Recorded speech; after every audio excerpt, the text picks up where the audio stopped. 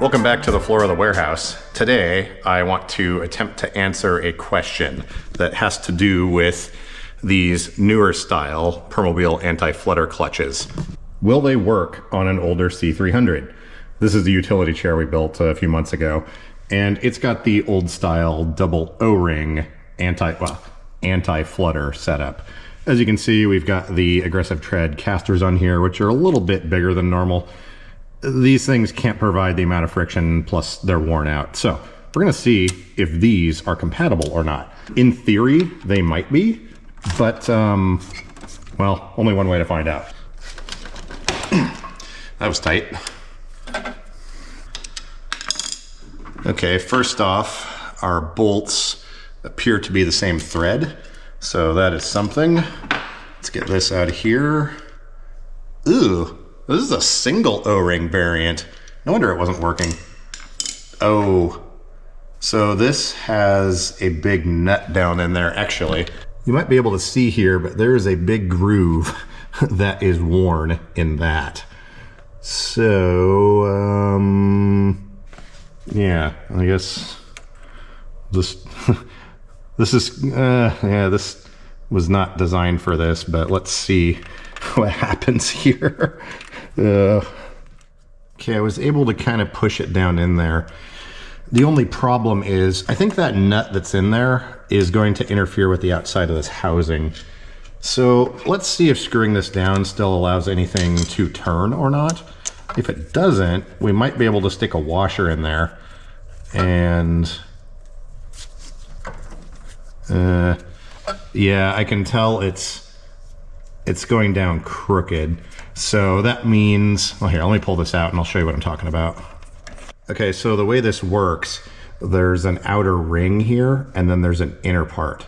This inner part is what needs to be clamped down to the caster stem. But you can see that nut there is pretty big. So that's going to press on the outside of this and it's going to prevent it from working properly. Seeing as how these bolts are a little bit longer than the stock ones, I think what I can do is put a couple of washers down in there, and that way it will basically make this whole thing slightly smaller and press on the center of this. Also, it's going to lift it up away from that notch or that groove that you can see is worn in there. So, oh, do I still have my hardware in here? I think I still have some hardware. I've been moving everything like crazy. We're getting down to the last day or two here, but let me see if I can find some washers real quick. I wound up pilfering stuff from my hardware sizing kit, so I'm gonna have to replace this later, but what we're gonna try to do here is put a washer on top there, and let's see if that gets us where we need to be here. Yeah, so there you can see that's going to center up on the bolt and leave us a gap around the outside so that the nut that's down in there is not going to interfere with the operation of this. Yeah, the problem is this is a little bit concave. So if I tighten this down, it is going to flex that thing a bit. Let's see what this metric one here does. Yeah, that's a little bit too small. So I think what we're gonna do is just put 2 of these in here. And I think that's gonna give us enough clearance for this O-ring to actually mate on this upper surface. I did go ahead and clean that out a little bit. You can see here, we got some of the dirt out of it. Are we gonna get lucky and will the threads be long enough? Oh, no way, our threads were long enough. Excellent. Oh, look at that. We've got a stack of weird hanging out of this thing, but I think this might work. Yeah, so you can see the upper part's turning, but the springs are not. And that's what we want. We need that inner part to grip. And that's what gives us our anti-flutter. Oh, I was just gonna say I need a jack, but there happens to be one right here. Gotta be careful with these C300s. They're stamped steel. That's very, very pliable. Oh, and it's wobbling too. It's not straight. Can you see that, how it's wobbling when I move it? What's this one like? Yeah, so you can see this one here. There's nothing going on. Same with this. I'm gonna play around with this a little bit and see what I can figure out. I'll be back. Well, as it turns out, our castor stem is bent. that's what's going on here. So this is not going to work. What I might try doing is putting the old one back in and flipping it around to change the contact patch in there. Because right now, with the old one, it's rubbing in that groove that's down in there. So maybe I'll just try flipping these over. I guess the short version is these might be compatible, but I'm gonna say don't try it because, well, yeah, reasons. Oh, I wonder if maybe I can pull one of the double O-ring setups, because these are only single. Maybe I can pull a double O-ring setup out of one of the M300s I have lying around in here, and maybe that'll work. Oh, that's so bad for things. Well, it was worth a try. I had a few people ask me about this, and it does not look like they're directly compatible. I've got 2 scrap M300s sitting right over here. I'm gonna see if maybe we can pull one of the double O-ring setups out of one of those and see if that does anything for us. Only problem is I don't have any O-ring oil here with me. And for them to work correctly, that needs to be in there. But yeah, I'm gonna check and see. Okay, we're back from over yonder. One of them was converted over to the new style, which doesn't help us. And my original M300, it has the double O-rings, but they're completely blown out. Way over there in the corner though, there was another one that has the weird adjustable clampy thing that Permobil did for a while. And I think we're gonna try this. Only problem is the other one doesn't have, come back here. The other one had a completely flat surface in here, but this kind of has its own like bearing race, as it were. And there's a little bit of grease in there. The way this works, we have this sort of a giant washer with a ramp on the edge that you can see there. Then the O-ring goes over the top. Then we have this plastic piece that you can adjust the tension on with this nut, and that squishes the O-ring out. Now, the service manual on Permobil chairs very specifically talk about a torque spec on these. You do not want to use that torque spec because it won't work. You have to do this by feel. Before we get too crazy though, let's make sure this fits in here. Okay, so that actually goes in. Oh, I just remembered though, this stem might be bent. Well, let's try it. So I think we can get away with just dropping this in here. That seems fine. And then let's screw in our intermediate shaft thingy here. So this goes tightened down all the way. Let's see here. Then we can drop in our little squishy O-ring. Now there's a tiny bit of grease in there. I believe these need O-ring oil, but whatever's in here seems to be working. And then this has a cutout for that hex nut that's in there. I think you can see that. So we drop this on and get it lined up. There we go. Now there's a little washer and a sort of a castellated lock nut. These are the ones where they squish them to make them really tight. It's like a nylock, but not really a nylock at all. Now what we're gonna do is start tightening this down until we get some tension.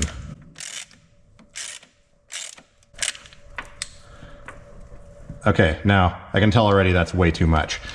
These have a torque spec of like Newton meters or inch pounds or something, but if you follow that spec, your chair is just basically not gonna be able to turn. So that is way too tight. However, it's working. It does stick up out of here like some sort of weird disco tower, but yeah, I'm all right with that.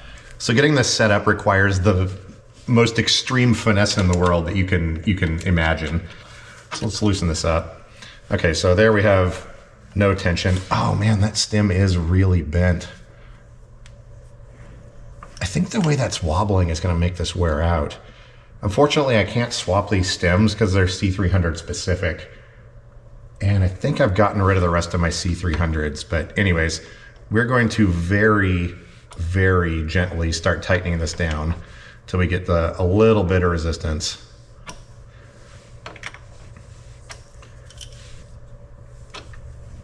Okay, once you start encountering a little bit of resistance, we're talking like a 32nd of a turn, if even that.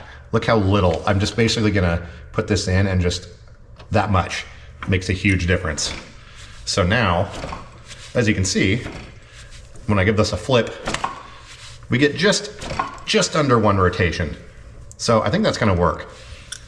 This being a little bit bent may not matter because this is using that funnel squishy thing to create tension. So I think that's gonna allow stuff to move a little bit.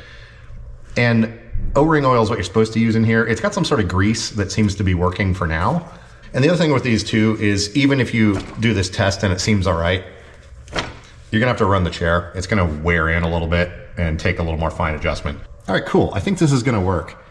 I always kind of hated these, but in this particular scenario, I think it's gonna be exactly what we need. So I'm gonna run over there and grab the other one out of the chair, and then we'll install it over here, and I think we should have some anti-flutter, as opposed to whatever's happening here, which is basically nothing. Oh yeah, this one's also bent. Whatever. Where's our party cap? There it is. Got our weird little hat. We will drop this down in here, getting that lined up. Little washer. Squishy, not castellated, I forget what they call these. They basically put these in a press and squish them a little bit, and it kind of locks the threads in or makes them not want to come off as much. Okay, so there you can see, I didn't even tighten that one down, and it's already way too tight.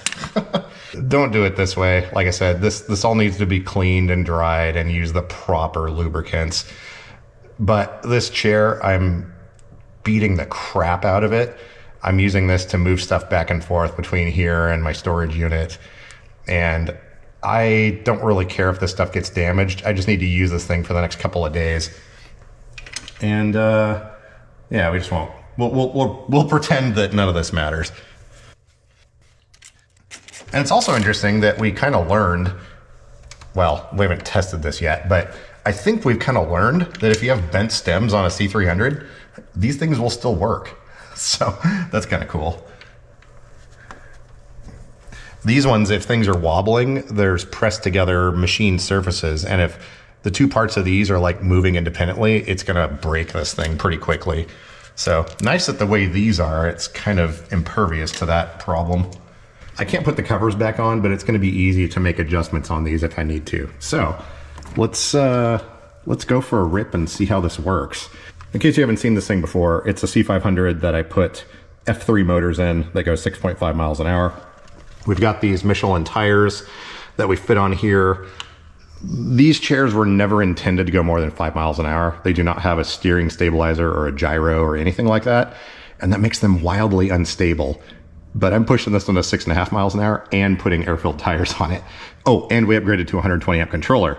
So everything about this chair is trying to flip you over, which I illustrated when I built another one of these with the Honda Mini Trail tires, and I flipped it within 90 seconds of building it. So anyways, let me get this all cleaned up and let's go for a try. Go for a rip.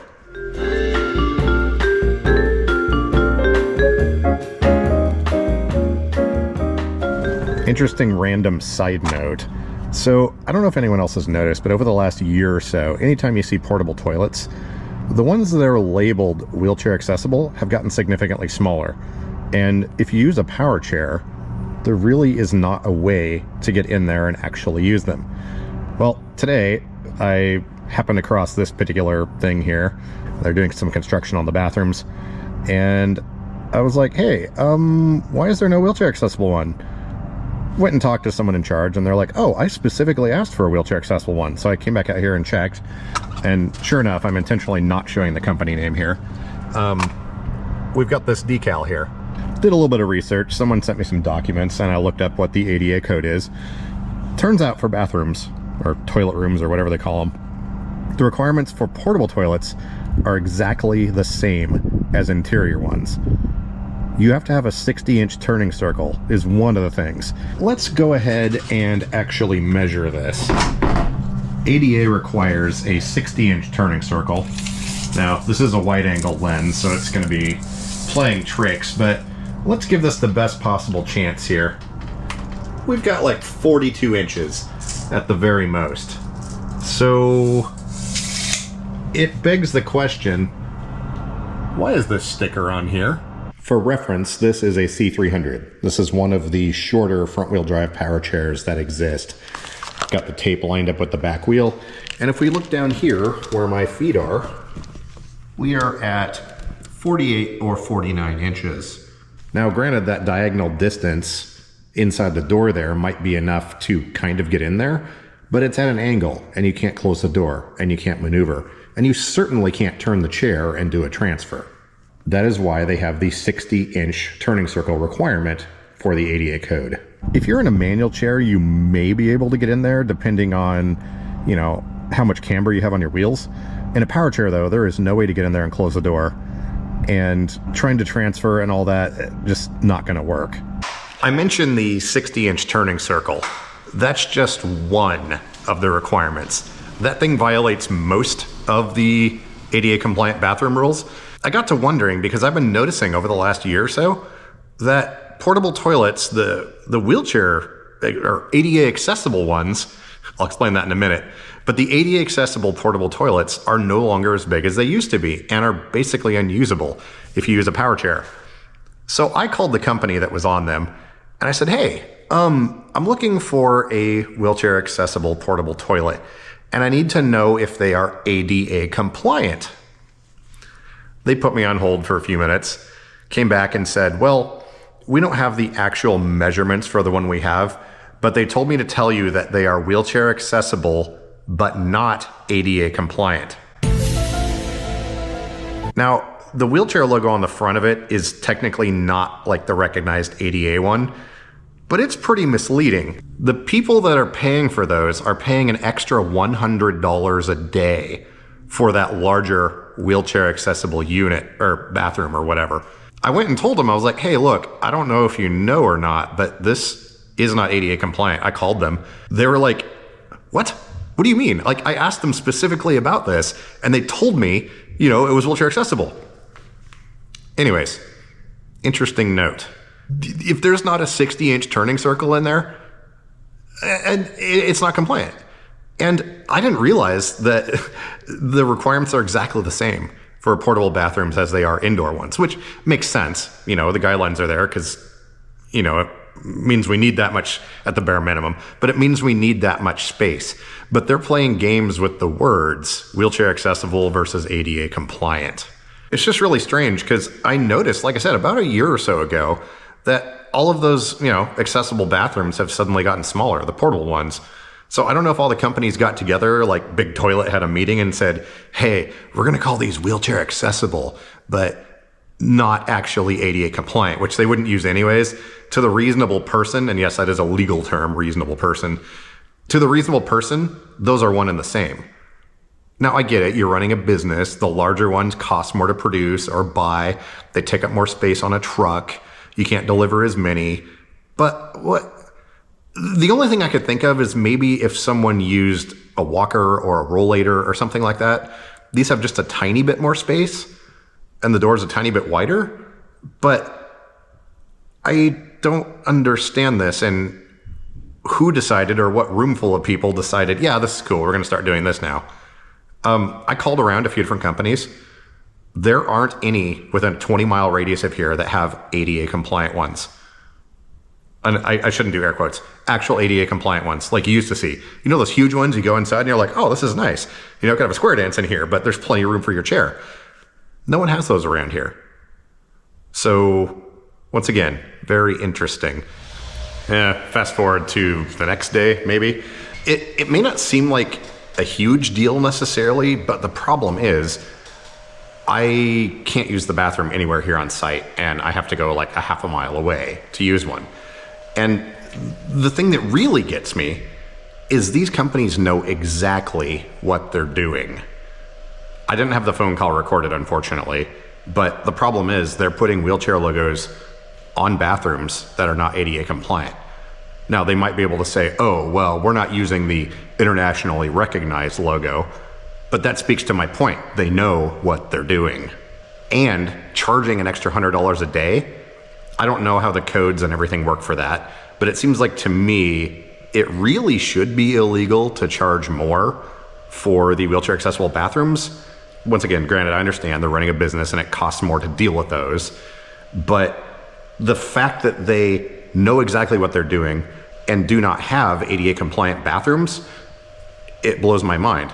Here in Oregon, there's a requirement where a certain percentage of portable toilets have to be wheelchair accessible. And they're running their company basically in a way that people can't meet the code. But the people don't know that. They're assuming when they're told by this company that's bringing them the bathrooms that are wheelchair accessible, they're assuming that they're doing what they need to and following the laws and everything. So anyways, this is one of those things that really annoys me. Like I'm sure you've heard me mention before, when I go to like a business that has a wheelchair logo on the door and there's no power doors, what are you doing? Anyways, I wound up filing a complaint with the DOJ because it affects my ability to use this space that I'm paying for. And the company that brought those out knows exactly what they're doing. Even if the salespeople don't realize it, even if it's just one or two people higher up in the company that know what's going on, they are actively defrauding people. So anyways, we'll see what comes of that. I've filed complaints with the DOJ before. It typically takes 60 to 90 days to get a response, but I don't think there's any way they can weasel out of this one. You know, like I said before, if they say, oh, we're not using the actual logo, that means that they know what they're doing. And the fact that they don't even have the proper ADA ones available, which is required when you order these things for your site or your party or your event. Anyways, probably preaching to the choir here, but yeah, it'll be interesting. We'll follow up with this in a month or two and see what happens.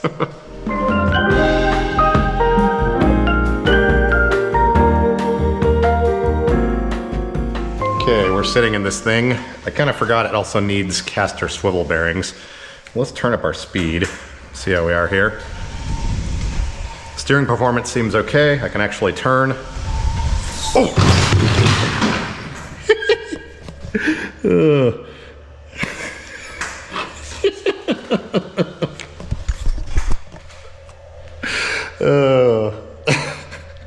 Do not put fast motors on a C300. It's a bad idea. I was actually just about to say that imposing an artificial speed limit on this with castor flutter was probably a good idea. So what happened there, I was going fast and I went to decelerate and turn, but because we have giant air-filled tires, that makes the chair lean. When the chair leans, you suddenly don't have traction on one tire, and that makes you spin around. So, good times.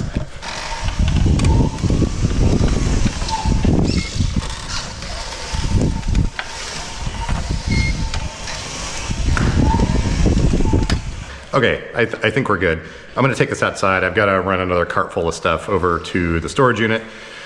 And then, yeah, I think we're good. We fixed our castor flutter problem and smashed into a bunch of stuff. I have to review the footage. I think I was pointing at my face when I did that. Okay, so I am not screwing around when I say this chair is dangerous.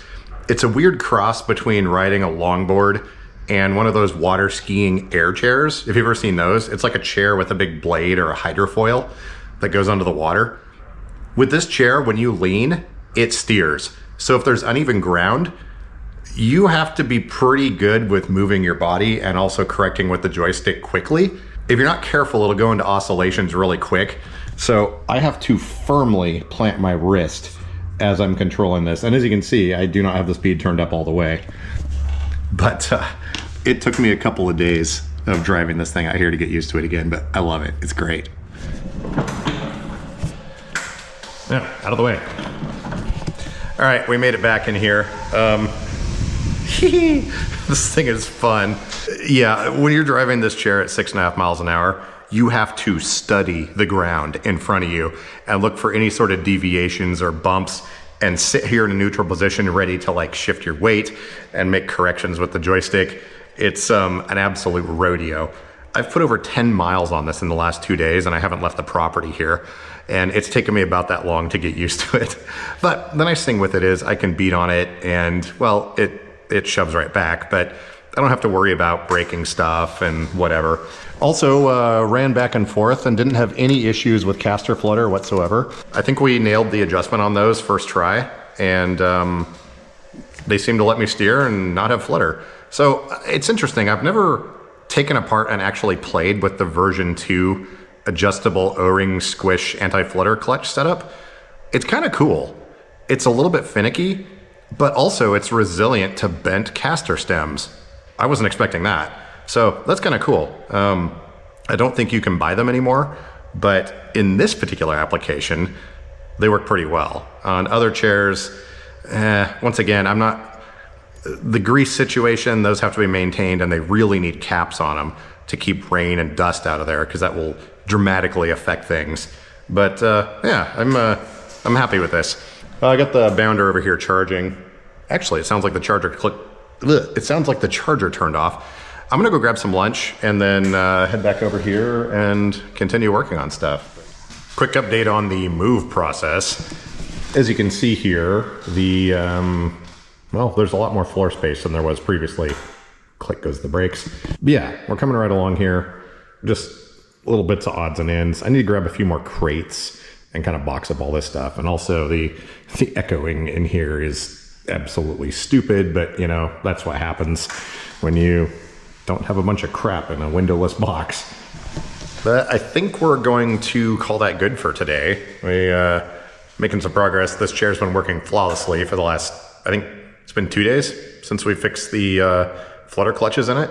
So yeah, if you can get your hands on those and you're building some sort of weird project like this chair and your castor stems are bent, apparently that's the way to go. So anyways, I will catch you guys tomorrow on the live stream.